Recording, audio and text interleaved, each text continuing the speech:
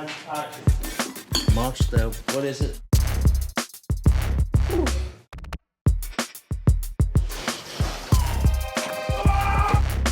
Oh, thank fuck for that. An apple, take 3, A marker. B marker. 3, 2, 1, action.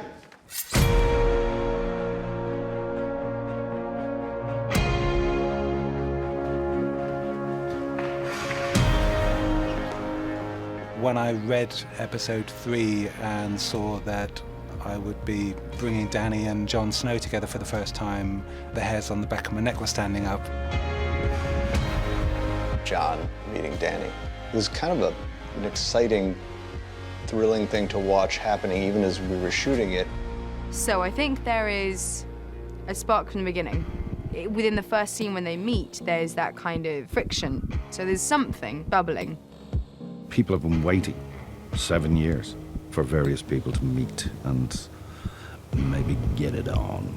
How very dare you. Just kill it, Amelia. Just kill this scene. Kill it.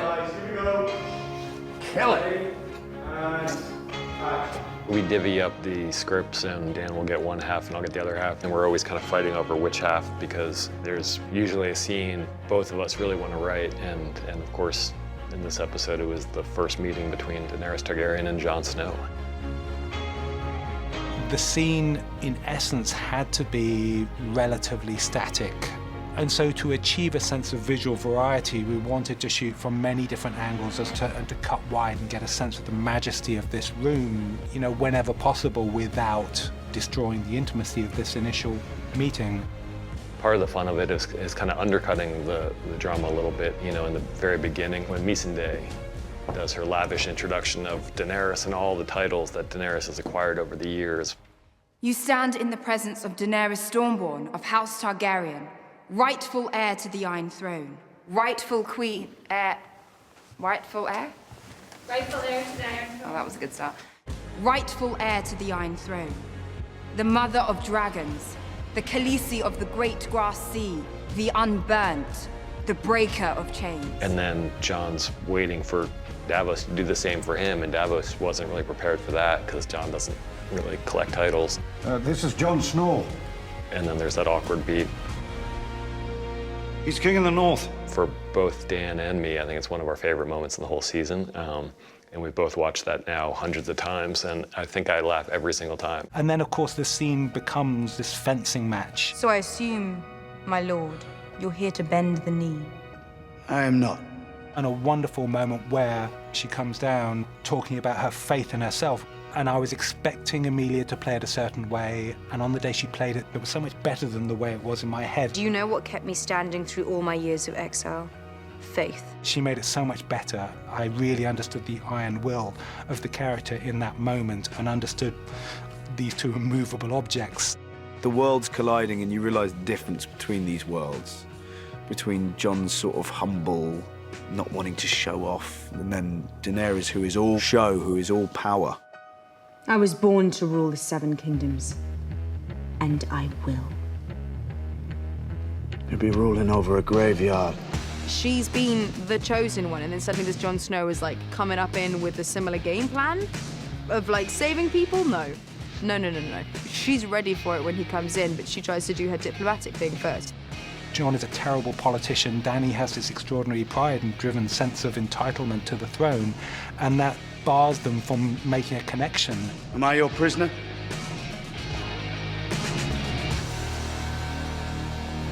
Not yet.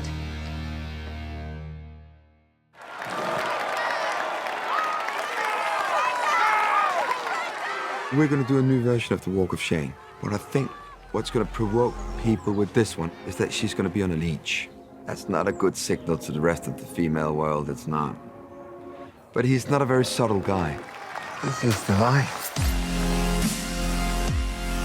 As much as we're trying to imitate the Walk of Shame a little bit, obviously it's a slightly different affair because he's a conquering hero, so it's just the people he's dragging on the end of the chain are the ones that the crowd are booing.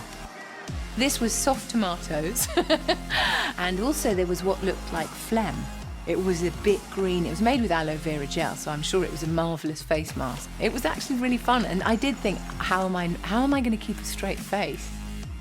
One of the most fun moments or beats in the scene for me is enjoying Euron, Pilo's Caesar, returning from the campaign moment of just his incredible kind of charisma, going through the blowing kisses to the girls. I have to be honest. This is making me hard.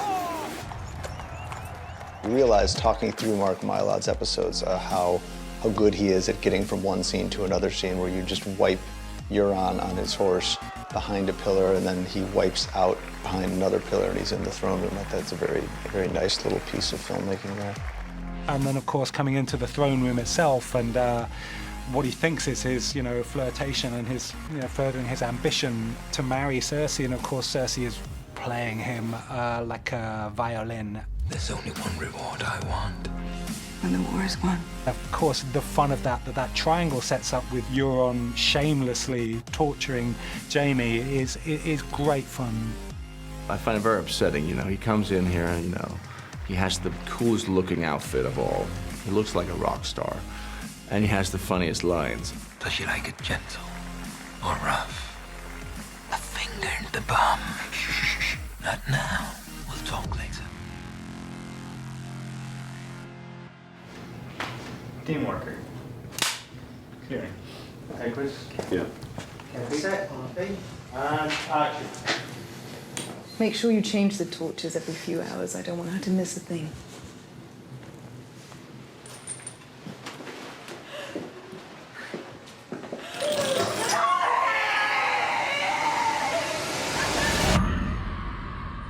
It was, literally the first day of shooting of the season, and it's a 4.5-page, incredibly intense scene. So it was a heck of a thing to ask Indira and Lena and Rosa to drop into on day one of shooting. It's acting. So you put yourself in a difficult emotional place, you put yourself in the shoes of the character, and you go there. Poison, take one, Seymour. I never got to have a mother, but Marcella did. She was mine. She was the best thing I ever did. You took her from me. Why did you do that? Obviously, she wanted revenge for Marcella. And what way is more painful than watching your daughter die, unable to touch her? As she wasn't. And action. I want you to know I understand. The scene for everybody in the audience, for me anyway, is about satisfaction of revenge. Instead of indulging the character's sadism, being the arch baddie that we all love to hate, her approach is that this character is a three-dimensional mother and human being. She plays it almost with an unwillingness, like a runaway train that she has no control over, that she cannot stop herself. And I thought that was such an incredible choice. Rosabelle and I had to wear manacles, and we were tied to the wall. And we had trouble, because either they'd come undone because we were fighting against them, or I couldn't get them off. And literally, at the end of the day, I was like, mate, can't get it off. Can someone help me? And everyone's gone. Pete from props is like, I think we need a saw. And I had to be sawn out.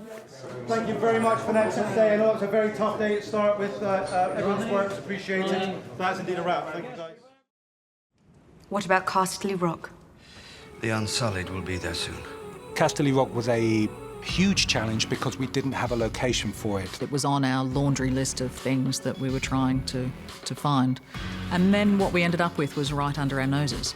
And that was our River Run set that we used last year. Alpha 29 Alpha, take 6, E-mark. And so consequently, we ended up with basically 40 foot of battlement to redress and reskin, and then with the idea that the visual effects department would extend that set. The set that Deb Riley designed reminded me of Salzburg Castle, which I had scouted for another project. Then we kit bashed a couple of castles that we had and added some features from Salzburg Castle. It's perched over, I think, the Rhine, so it looks just like Casterly Rock. What was incredibly helpful there was the structure and the script of Tyrion's voiceover narrative. Interesting thing about my father. He built Casterly Rock as we know it, but he didn't build the sewers. which allowed us to jump forward in time. So it's a courtyard, plus a battlement, plus an exterior wall, plus a doorway. Ready and action.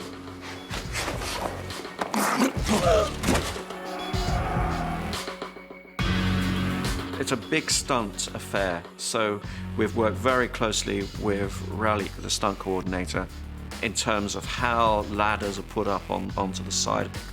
We're talking ladders here that's sort of 30 feet high or something. You know, it's quite a scary height to be working at, so that involves a lot of detail to get that right. 3, 2, 1, action! We dropped one of our boys 18 feet on what we call a gold tail drop. Ready and action! Which was quite a hard hit, which was fun to do. Maybe not so much for him, but for everybody else it was quite fun. It's very difficult to put together a kinetic sequence with a spear and a shield. Swords are much more fun because you can really swing them about. Spears are hard. Rowley and Jacob between them came up with what I think is a good journey for that character, with the determination and focus of that character to get to his goal. I've been training for the last 2 weeks. This year's going to be slightly harder because I've got a helmet on for the whole fight. And there's no peripheral vision, there's no up, no down, only straight ahead. Along with Jacob and through that character's eyes, we drive forward with this expectation, as Tyrion says, you know, we will be victorious. And of course, that's not the case. We're completely blindsided with a classic David and Dan rug pull. When Grey Worm stands up onto the battlement and sees that his fleet is being attacked by Pilu's gang, it is a moment where we as an audience realise that Tyrion has been completely outflanked by his family. Where are they? Where are the rest of the Lannisters? We found a great place in Spain that just looked different enough to all our other castles to be somewhere like Highgarden, which is rich agriculturally, very fertile area, and didn't look like a northern castle at all. It didn't have that heavy stonework. It had a slightly feminine quality, and of course the view was just sumptuous. The morning we shot there, we came up at sunrise to get going early in the morning, and I think maybe one of the castle exterior shots catches a little bit of it, but there was a mist across the fields there that was just magical. It was Tolkien-esque, it was extraordinary. We had to remove a lot of modern additions from there and build things to disguise the things that we couldn't safely remove. So hopefully it's largely invisible work from the construction point of view. And then the set dressing, adding in all of the chests and the gold, there was a lot of things that went into that location. Having already seen the taking of Casterly Rock, we just keep relentlessly showing battles. There's a diminishing return. The important emotional beat here was to get Jaime and Diana's character, Lady Olenna, into the same room. That was what the real battle was. Here we go. Background.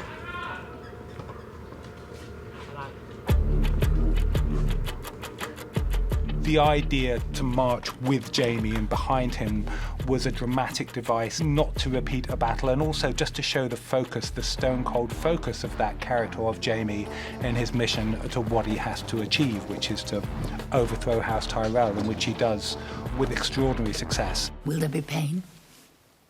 No. I made sure of that. That's good.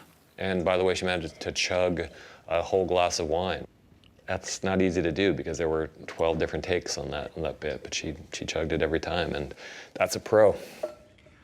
I'd hate to die like your son.